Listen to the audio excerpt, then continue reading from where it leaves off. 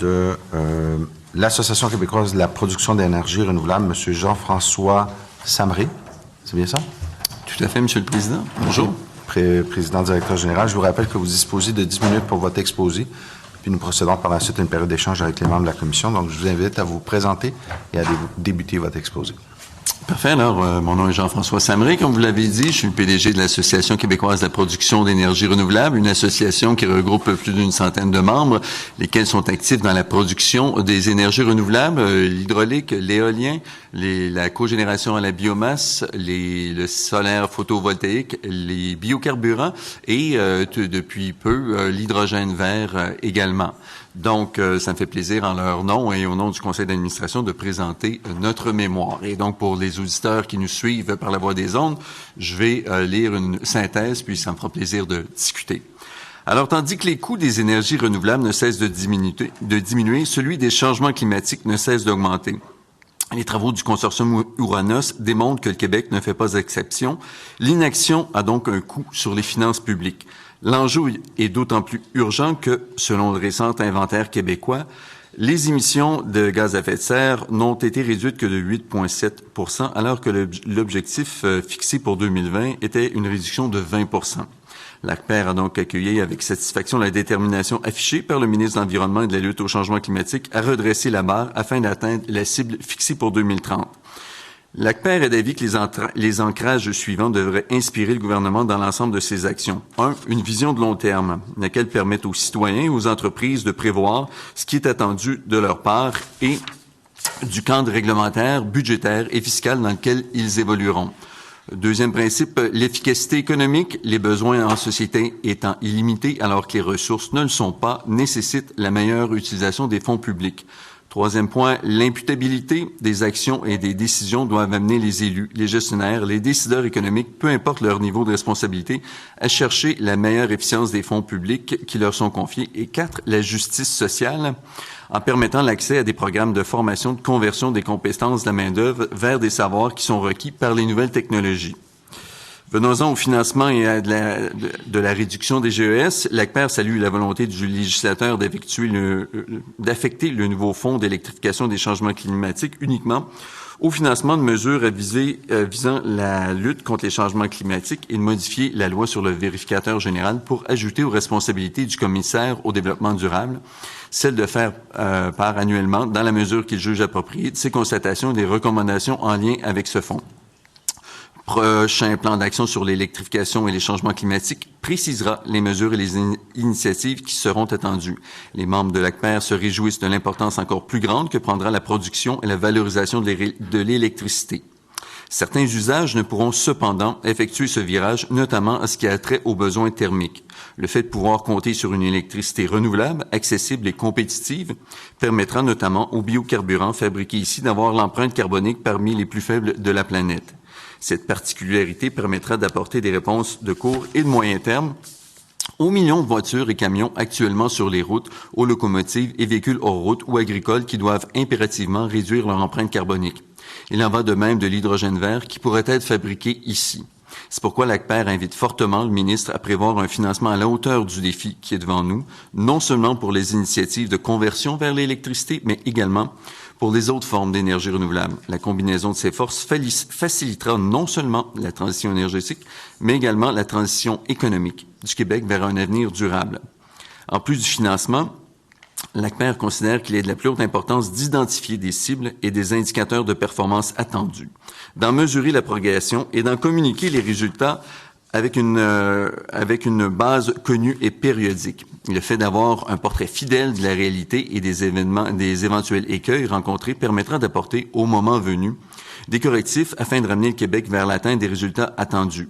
Parmi tous ces indicateurs possibles, il reviendra au ministre de retenir les plus pertinents, le prix à la tonne de GES évité faisant nécessairement partie de cette courte liste. L'ACPER invite par ailleurs le gouvernement à faire preuve de la plus grande transparence en favorisant entre autres une valorisation maximale des statistiques en mode données ouvertes concernant l'énergie, l'efficacité énergétique et la réduction des émissions de GES. Ainsi, afin de faciliter la transition du parc immobilier des parcs des véhicules appartenant au périmètre gouvernemental, l'ACPER recommande que leurs données de consommation énergétique soient rendues disponibles sur le portail gouvernemental Données Québec. Cette disponibilité permettra à de nombreux entrepreneurs de présenter des solutions novatrices permettant à l'État de réaliser sa transition de façon la plus efficace qui soit. L'ACPER est également d'avis que la mise en ligne de façon ordonnée et référencée des innombrables séries de données fournies par les distributeurs d'énergie à la Régie de l'énergie dans le cadre de leurs engagements ou déposées en preuve lors d'audience serait un grand pas en avant. Maintenant, pour la gouvernance de la lutte au changement climatique, l'ACPER appuie la décision du gouvernement de confier un rôle accru au ministère de l'Environnement et de la lutte contre les changements climatiques afin qu'il devienne le conseiller du gouvernement sur toute question touchant à la lutte contre les changements climatiques et l'électrification de l'économie. Il est en effet primordial que le gouvernement assure une cohérence et une gouvernance intégrée à l'échelle gouvernementale de ses actions et qu'à ce chapitre, le ministre soit consulté sur l'élaboration de toute mesure susceptible d'avoir un impact en matière de lutte contre les changements climatiques et l'électrification de l'économie. Nous sommes heureux de constater que le projet de loi lui confère, à l'article 1, qui intègre l'article 10.1, le pouvoir de recommander des ajustements afin de remplir toutes les attentes et les obligations liées à ce nouveau rôle, ainsi qu'au nouveau processus mis de l'avant par les nouvelles dispositions de la LQE. L'ACPER est d'avis que la société québécoise tout entière gagnera à ce que le ministre de l'Environnement et de la lutte au changement climatique puisse compter sur des ressources humaines suffisantes en nombre et en qualité pour répondre à l'ensemble des obligations qui lui sont conférées. L'ACPER se réjouit aussi de constater que le ministre a prévu la mise sur pied d'un comité consultatif. Dans la plus pure tradition du modèle québécois, dans la continuité des groupes mis en contribution dans le cadre des travaux préparatoires du PEC, l'ACPER verrait d'un très bon œil que les associations sectorielles soient mises à contribution au sein du comité. Celles-ci possèdent la connaissance terrain et l'accès à un large bassin d'experts. C'est pourquoi l'ACPER se place à la disposition du ministre et de ses équipes afin d'apporter des retours d'expérience vécus ici et de par le monde aux travaux du dit comité. Quant à la gouvernance de la transition énergétique, en ce qui a trait à l'abolition et à la réintégration de transition énergétique au sein du ministère de l'Énergie et des Ressources naturelles, l'ACPER invite le législateur à reconsidérer son intention. Notre association soumet respectueusement qu'il serait possible d'accroître l'imputabilité de TEC sans procéder au démantèlement complet de cette jeune société d'État qui a su faire preuve d'efficience et a aussi été en mesure d'accompagner toutes les parties prenantes. À l'instar d'Hydro-Québec, la Société des alcools, la CEPAC et d'autres sociétés d'État, TEC a pour mission une mission et des pouvoirs balisés par sa loi constitutive et doit réaliser son plan stratégique. Elle ne peut faire ce que bon lui semble.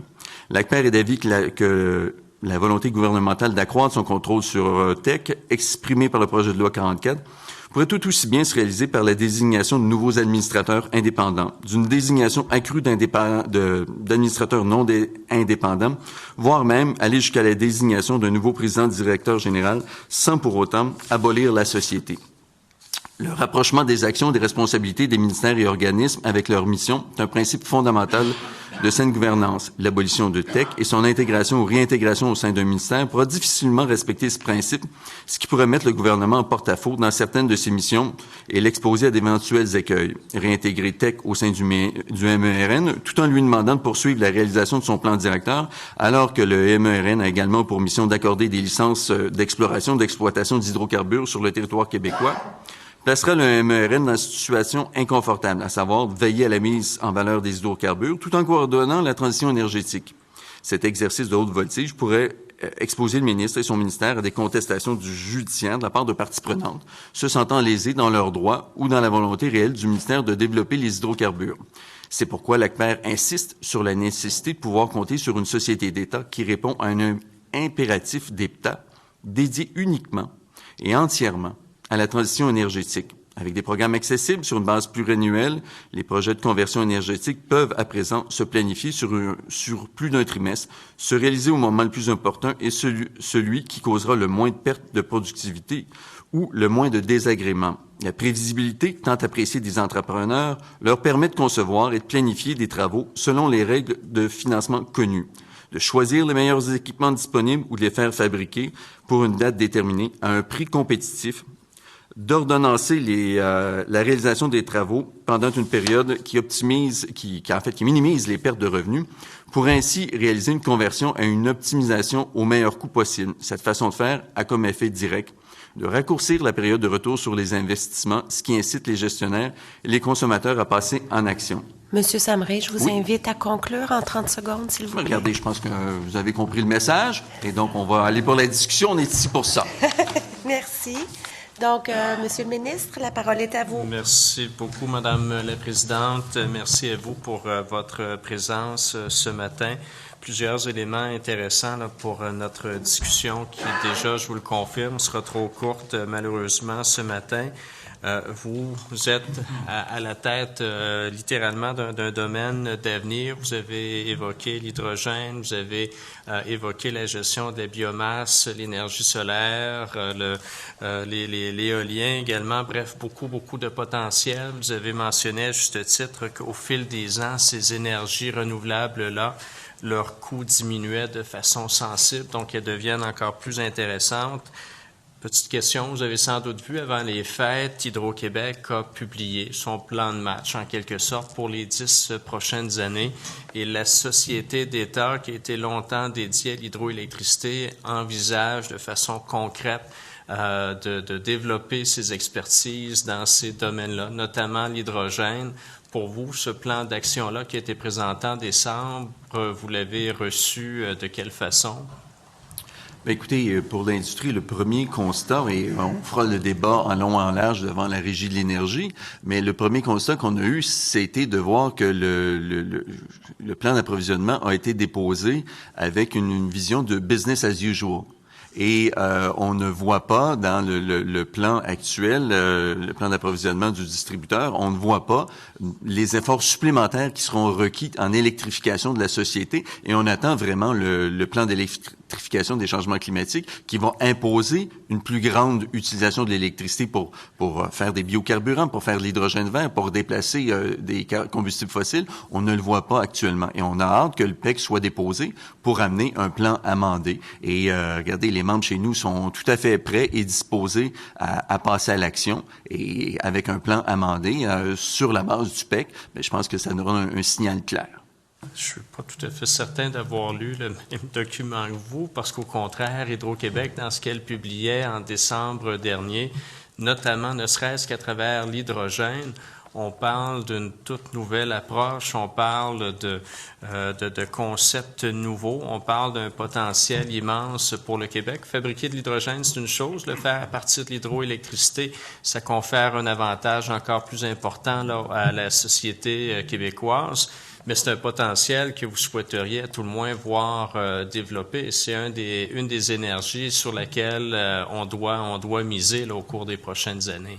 Oui, je vois le lien. Le lien, c'est que moi, je vous parlais du plan d'approvisionnement et vous me parlez du plan stratégique. Oui, non, effectivement. Voilà. Alors, dans le plan stratégique, écoutez, on trouve ça très intéressant. On trouve, hier, j'étais au Forum de l'énergie du magazine Les Affaires et la présentation a été faite et Hydro-Québec y expliquait par son représentant David Vincent qu'ils iraient vers l'hydrogène, la méthanation, c'est-à-dire l'utilisation de l'hydrogène vert avec du carbone vert pour faire du gaz naturel renouvelable, entre autres, l'utilisation dans les biocarburants aussi, qu'ils iraient par des prises de participation. Et ça, on trouve que c'est une bonne nouvelle. Le rôle, c'est de créer au Québec un écosystème où on va pouvoir maximiser la valorisation de l'électricité verte.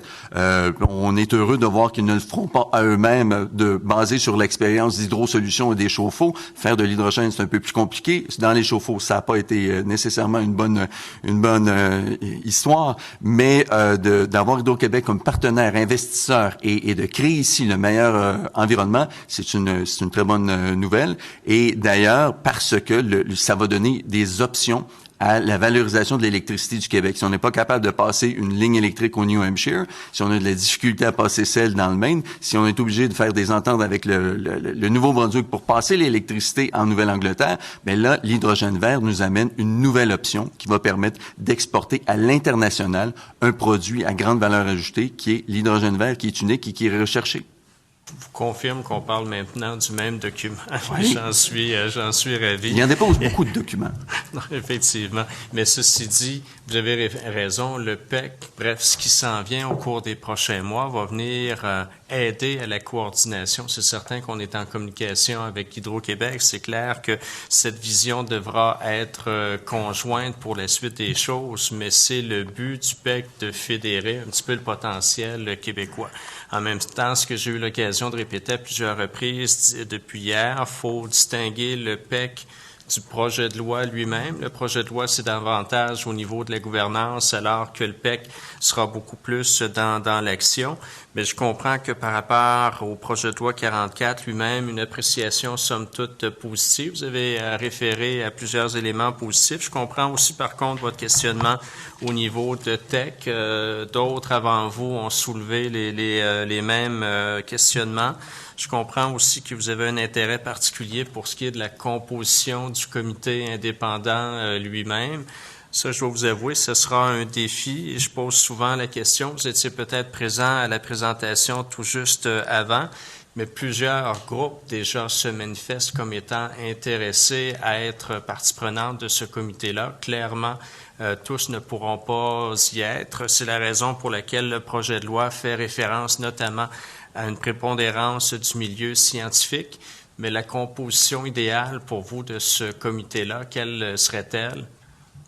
Mais je pense que d'un certain côté, il y a nécessairement des universitaires dont la compétence fine dans les technologies de pointe va être important d'être présent.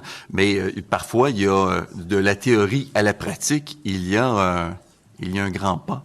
Et donc, ce faisant, et sinon, la plupart des chercheurs seraient des entrepreneurs à grande fortune, mais c'est pas souvent le cas. Donc, de passer de la théorie à la pratique, il va nécessairement falloir qu'à l'intérieur du comité, il y ait également des représentants de la société civile, mais également des gens dont c'est le métier dans le quotidien, qui ont essayé des choses, qui ont appris, qui ont eu des retours d'investissement et qui peuvent dire, ben, c'est beau en théorie, mais on vit ici au Québec et non pas en théorie. Et donc, ce faisant, voici des écueils qu'il y a qu'il faut pas tenir en compte. Je comprends tout à fait, mais la sélection elle-même, dans ce sens-là, elle est problématique. Hier, on avait Ecotech, par exemple. Vous représentez plusieurs pans de l'industrie au niveau de l'énergie renouvelable. On a eu hier une association qui était davantage au niveau du domaine électrique lui-même.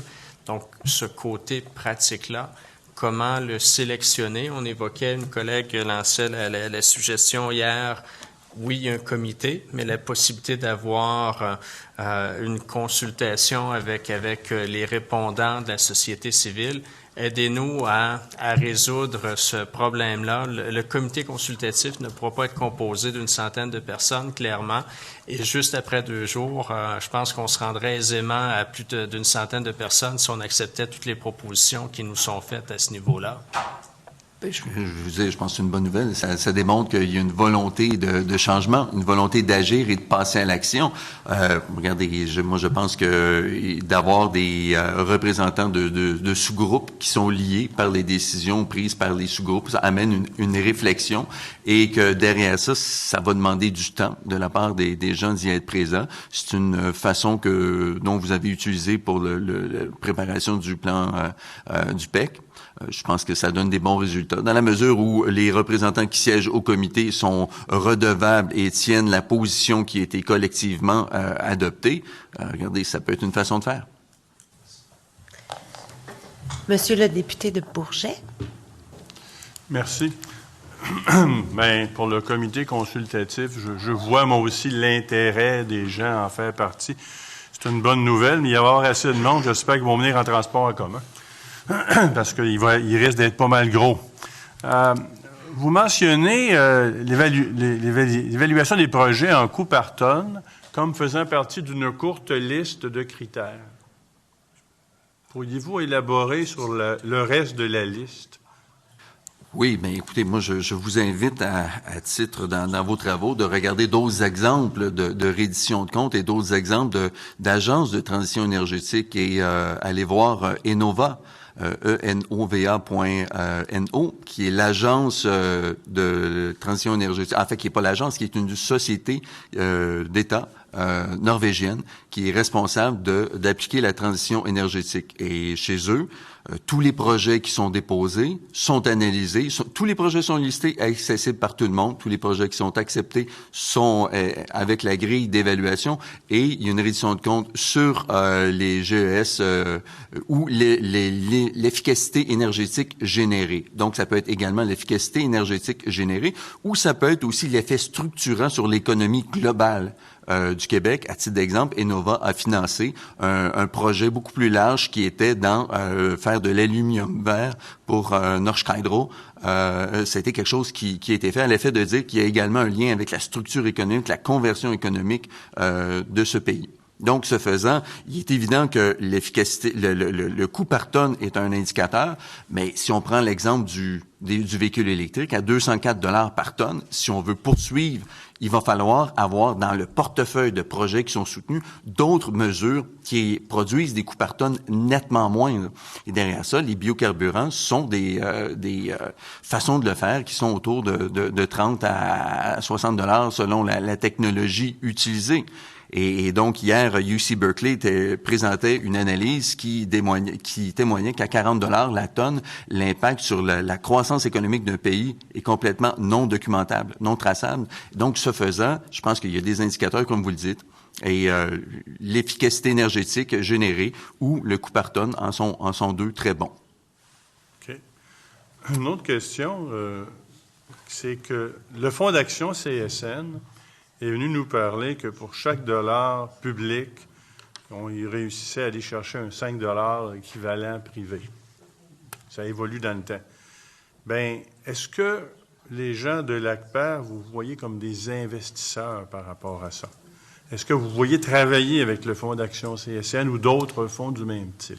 Chez nous, travaille avec des gens qui sont là pour faire du financement. Ils travaillent également avec BlackRock, qui est un partenaire des sociétés du Québec très grand. Mais je pense que l'exemple que vous montrez là peut être également un indicateur à votre question précédente. Si je dis qu'une mesure pour 1 $ de l'État en fait lever 5 ou en fait lever 10 pour ramener une réduction à la tonne, ça peut être également un très bon indicateur. Madame la députée de Jean Talon. Dans votre mémoire, vous amenez une recommandation qui est nouvelle quand même par rapport à l'ouverture, la nécessité d'ouvrir les données, des jeux de données ouverts pour, entre autres, probablement stimuler la recherche, mais également le développement de solutions novatrices. Puis vous mentionnez divers exemples, notamment en France, puis au niveau de Energy Information Administration. Est-ce que vous savez s'il y a eu des impacts concrets de ça? Parce que personnellement, je trouve ça très intéressant, là. Bien, il y a des exemples très concrets qui se vivent au Québec. Il y a des jeunes pousses, comme on appelle en français, qui présentent devant certains financiers des projets avec, voici, basés sur des données américaines du Vermont, de New York, que je vais chercher dans le site de l'IAE. Voici ce que ça pourrait être au Québec. Et là, le financier regarde ça et dit, oui, mais as-tu des données pour le Québec? Ben non, j'en ai pas. Ben écoute, sais-tu, moi, le risque, si t'as pas de données, je le trouve pas mal grand. Puis le Vermont ou l'État de New York, le Upper State New York, c'est à 50 km d'ici. Fait que pourquoi tu vas pas faire ton projet là-bas? Parce que là, je vois qu'il n'y a pas de risque, puis je vois qu'il y a vraiment un modèle d'affaires supportant. Donc, c'est la réalité des jeunes pousses, mais c'est également la réalité de d'autres investisseurs qui amènent et qui, face au manque de données, que le banquier va dire, ben regarde, moi, je vois un risque beaucoup trop grand. Voici le taux auquel je suis prêt à te financer. C'est nettement plus que si j'avais des données, mais moi, je le vois risqué. Intéressant, ça. Il reste encore 2 minutes. On a évoqué tout à l'heure plusieurs associations. Ecotech en est une qu'on a reçue hier. Il y avait l'association dont je vous parlais au niveau de l'industrie électrique. Il y a la vôtre au niveau des énergies renouvelables. Est-ce qu'il y a un courant qui fait en sorte que vous êtes en communication ensemble? Est-ce qu'il y a une certaine fédération au niveau des énergies vertes ou à chacune des fois, ce sont des canaux de communication différents, en quelque sorte? Qu'est-ce qui vous lie ensemble? Est-ce que vous avez une association commune qui sert d'interlocutrice pour les clean tech en général? Regardez, l'association, c'est d'abord et avant tout un regroupement d'entreprises et d'individus qui veulent faire avancer les choses dans leur domaine. Ayant été moi-même PDG de la IEQ, je suis bien placé pour parler que les membres de la IEQ sont davantage des manufacturiers d'équipements et des firmes de services qui veulent travailler avec Hydro-Québec. Les membres qui sont à l'ACPER sont dans toutes les énergies renouvelables, sont à l'œuvre du Québec partout dans le monde et que ce soit Energex, Boralex, Brookfield, Kruger, nommez-les là. Et elles sont là et leur intérêt est développer. Puis du côté de Écotech, c'est l'ensemble des technologies vertes. Donc, il va arriver qu'on va se parler sur des sujets communs, mais nos champs d'intérêt étant diverses. J'ai des interactions avec la IEQ sur des sujets, mais ils sont limités parce qu'on n'a pas la même finalité. On se rejoint sur la notion d'électricité. Avec Écotech, on a beaucoup de discussions et autres, mais il n'y a pas de grande fédération des associations en lien avec les énergies renouvelables, puisqu'on est cette association-là. Le défi là, du comité consultatif, mais je retiens ce que vous disiez un petit peu plus tôt, la possibilité d'une consultation à travers les membres officiels du comité, parce qu'autrement, ce serait effectivement difficile de trouver un répondant pour l'ensemble de ces milieux-là. Écoutez, merci. Le temps, je sais qu'il court, donc un merci tout particulier là, pour votre présence avec nous ce matin. Merci. Madame la députée de Maurice-Champ. Je vous remercie. Bonjour, M. Samry. Merci beaucoup pour votre éloquente présentation. Votre association, si je ne me trompe, existe depuis 30 ans maintenant. Pourriez-vous, juste pour qu'on cadre certains des échanges qu'on est en train de faire, nous lister, pas nous lister, mais je veux dire, nous donner une idée des membres qui font partie de votre association? Je pense que vous avez une centaine de membres. Je pense que vous êtes un acteur extrêmement important et significatif au Québec.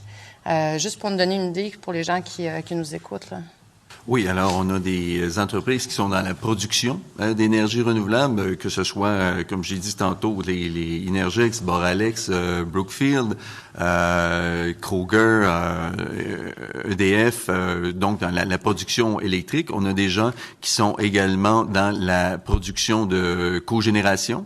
On a des entreprises qui sont actives dans la production d'hydrogène vert. On a des entreprises actives dans la production de gaz naturel renouvelable, de biométhane. On en a dans les biocarburants.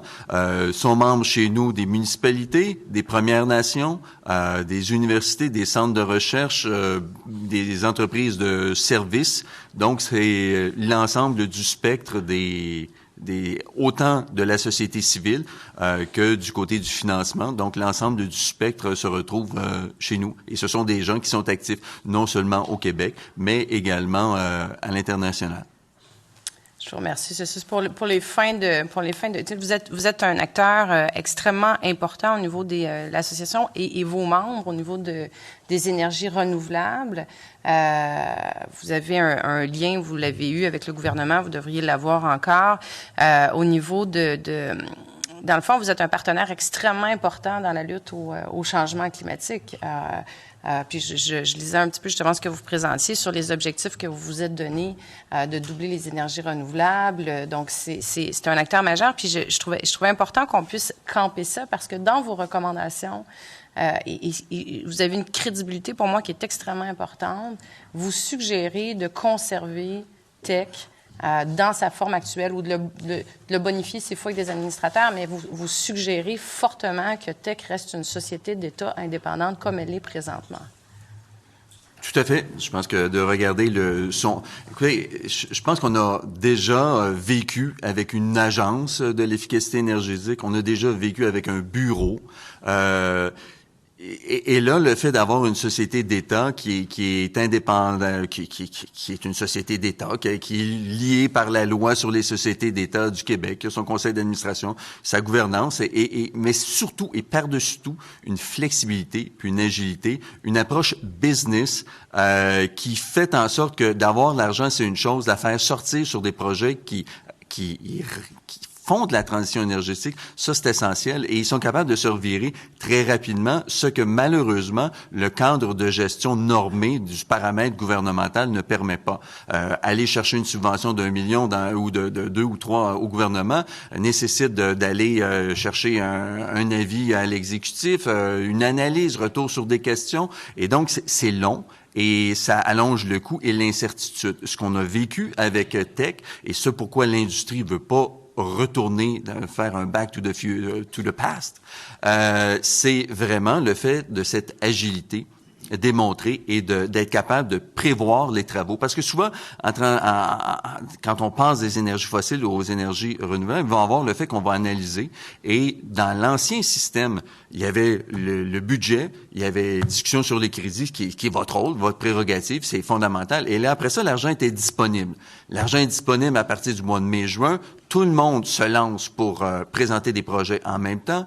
Et on sait à la fin juin, début juillet, si on a notre projet. Donc, il faut commander et tout le monde commande en même temps. Tout le monde fait livrer en même temps. Donc, les coûts sont gonflés par cette urgence. Et lorsque vient le temps de déposer, ben finalement, on a fait le projet quand on a pu. Donc, on va avoir fait des fermetures de lignes de production ou autres, ce qui en augmente le coût du projet. Et quand vient le temps de faire cette analyse, cette réduction de compte, on dit, ben écoute, la période de retour sur l'investissement, qui peut être un autre exemple d'indicateur de performance, la période de retour sur l'investissement est beaucoup trop longue. Ce projet-là ne fait pas de sens. On ne le fait pas. Ça, c'est quelque chose que l'État québécois doit se garder de reproduire parce que ça n'a pas fonctionné. Et l'exemple du projet sur la biomasse ou Rouler vert ou d'autres programmes du genre ont eu des sérieuses ratées. C'est pour ça que de conserver quelque chose qui fonctionne comme tech, une approche business qui répond aux besoins, puis avec une prévisibilité sur du long terme, puis une capacité pour les entrepreneurs et les citoyens de prévoir des projets puis de les faire au moment où ils causent le moins de préjudice. C'est quelque chose de fondamental. C'est pour ça qu'on demande de conserver tech dans sa forme actuelle.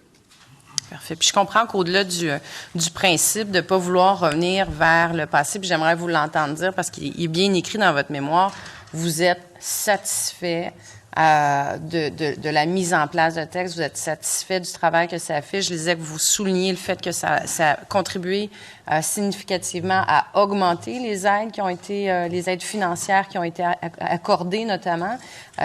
Donc vous êtes satisfait de la façon dont Tech fonctionne à l'heure actuelle. Oui, tout à fait. Et non seulement on est satisfait des aides accordées, mais je pense que l'État tout entier devrait voir les réductions de GES qui ont été obtenues et qui n'ont pas été par les autres structures précédentes. Et donc, ce faisant, je pense que the proof of the pudding is in the eating. Et donc, ce faisant, la démonstration se fait qu'à regarder le bilan et le taux de satisfaction des gens avec qui ils font affaire.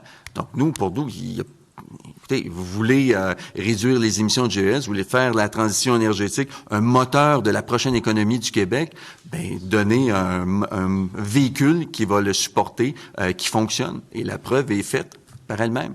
Puis dans votre secteur, justement, particulièrement, vous faites référence aux diminutions de GES. Vous diriez que Tech a contribué à quelle hauteur dans votre secteur? Ben écoutez, je pense que ce soit sur différents projets qui ont en lien avec la conversion à l'électricité verte des réseaux autonomes. Tech a été présent, puis Tech a été très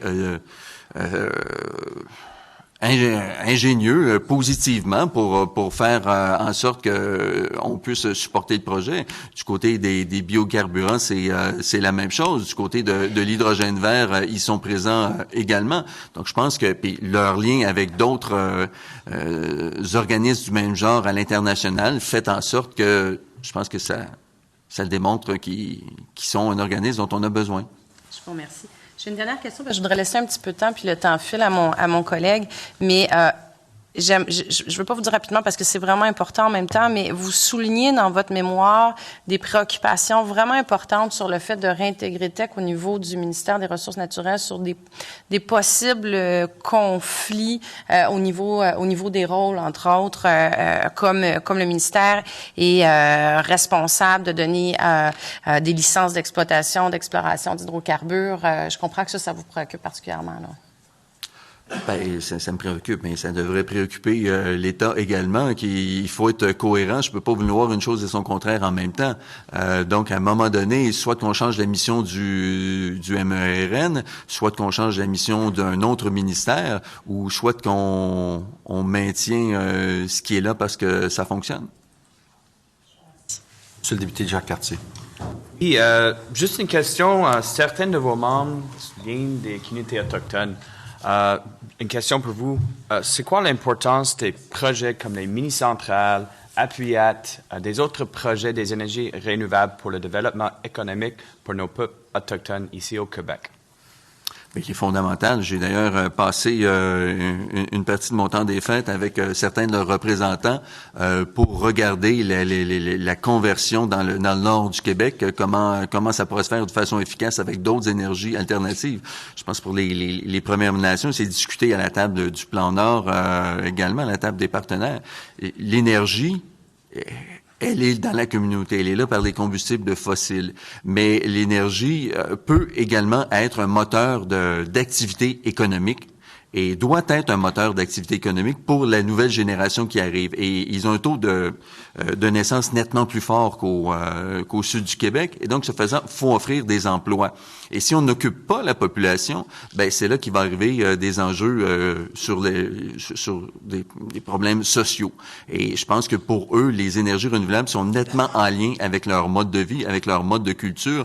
Et vous savez, en gérer un déversement de granules de bois ou gérer un déversement de produits pétroliers, le premier est nettement plus facile à faire et peut même être fait par des élèves de maternelle. Là. Donc, puis même maternelle 4 ans, là, on peut leur demander, on leur donne une petite pelle puis ramasser l'herbe. Donc, ce sont des choses, je pense, qui peuvent se faire et c'est un moteur de développement économique pour eux puis c'est fondamental. Parfait. Merci. Madame la députée de Mercier.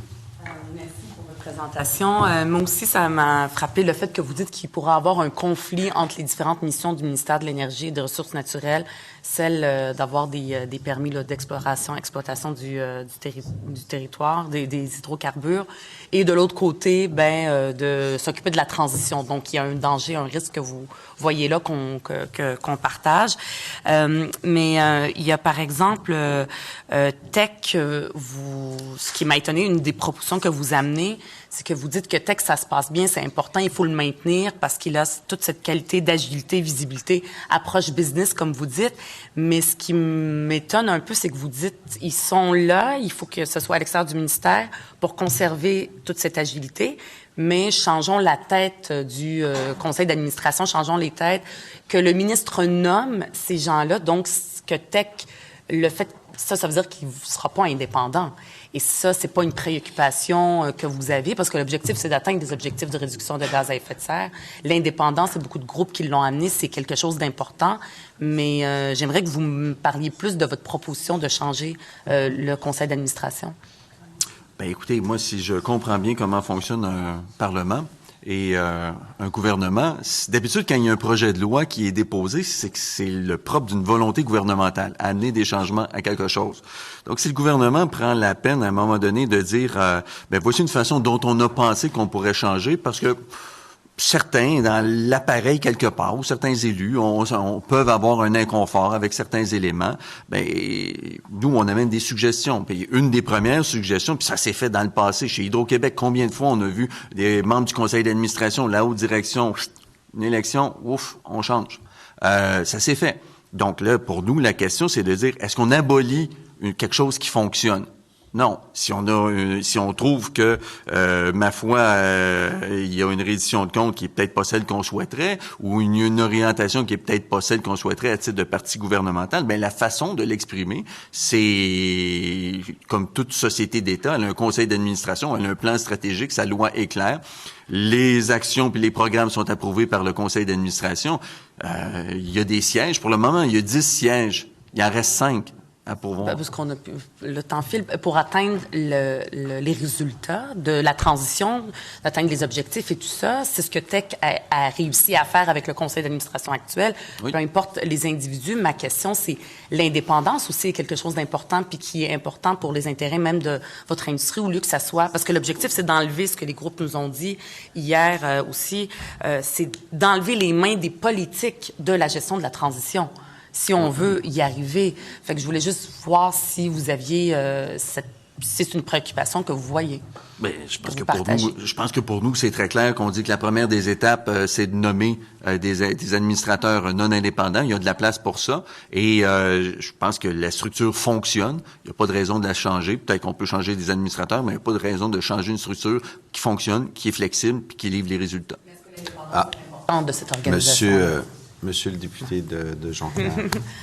Oui, merci, Monsieur le Président. Merci beaucoup d'être ici. 2 choses, moi, que je remarque de vos propos, que je retiens, en tout cas, qui me font réfléchir.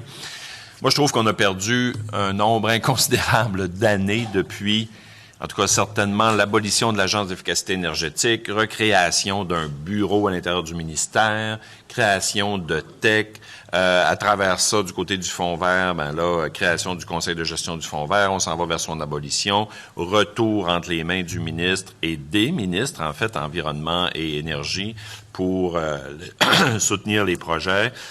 Donc, beaucoup de structures, de structurites depuis 10 ans. Pendant ce temps-là, pas beaucoup de gains en réduction de gaz à effet de serre. Et je trouve, deuxième chose, que vous mettez vraiment le doigt sur le bobo. Là, j'aime bien votre page 26, que la schizophrénie du ministère de l'Énergie et des Ressources naturelles, là, d'une part, de veiller à la mise en valeur d'hydrocarbures tout en coordonnant la transition énergétique.